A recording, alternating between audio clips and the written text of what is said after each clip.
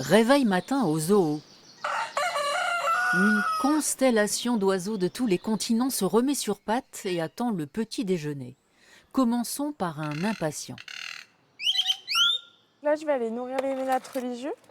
Donc, dans leur gamelle, on va avoir des granulés, on va avoir des carottes, ainsi que des fruits. Du coup, vous allez avoir des pommes, des myrtilles, par exemple.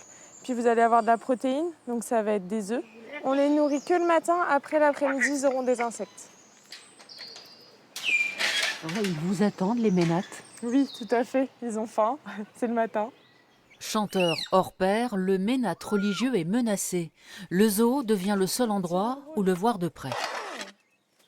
Elle doit, en fait, cette menace à sa palette vocale très large. C'est un oiseau de cage qui chante énormément, donc on aimait la voir chez soi. En Asie du Sud-Est, on en fait aussi des concours de chant. Mais le problème, c'est que le trafic autour de ces animaux fait que dans les forêts, en fait, il y a de moins en moins d'oiseaux chanteurs et ils sont donc menacés et présents au parc zoologique dans des programmes de conservation. Les sardines sont très attendues par les manchots originaires d'Amérique du Sud. Et donc les poissons, ils les avalent toujours, tête la première. Un oiseau qui ne vole pas, très bon nageur, menacé par le réchauffement climatique. Ah, ils se plaisent sous notre climat, il n'y a pas de souci. Ce sont des animaux qui vivent depuis plusieurs générations déjà en parc zoologique. Et justement, s'ils ne seraient pas bien chez nous, ils ne feraient pas des œufs, il n'y aurait pas des petits. Donc la preuve que ça se passe bien. Il en faut peu pour être heureux, vraiment très peu pour être heureux. Il faut se satisfaire du nécessaire.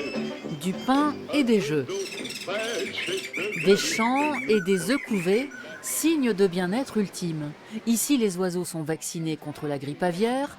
Des départs et arrivées de nouvelles espèces ont lieu chaque semaine, mais sans valeur marchande. Nous, en parc, ce qui est intéressant, c'est pour limiter le trafic, on ne monétise pas les animaux. C'est-à-dire qu'entre parcs zoologiques, on ne fait que des dons d'animaux, vraiment des dons, sans attendre quelque chose en retour. Présent dans une trentaine de parcs seulement en Europe, avec cette réputation d'être l'oiseau le plus dangereux du monde, le casoar est un enjeu de reproduction. Le zoo a réalisé une mise en contact du mâle et de la femelle. Notre mâle, il a montré des signes d'intérêt pour la femelle ces derniers jours. Nos deux individus se sont super bien entendus et on a même eu de la reproduction. Donc maintenant, on va croiser les doigts pour que le processus se mette en route et qu'on ait peut-être des œufs par la suite. Ils arborent tous des tenues différentes, les mâles sont plus colorés pour séduire, d'autant que les femelles préfèrent les couleurs vives, signe de bonne santé. Chez les flamants roses, c'est un petit peu particulier, c'est vraiment leur alimentation qui leur donne cette coloration. On a le même principe un petit peu chez les ibis rouges aussi. Ils sont très rouges au final et c'est aussi l'alimentation qui leur permet d'avoir ces colorations. Une volière à ciel ouvert où vivent 150 oiseaux, une parenthèse enchantée qui nous donne des ailes.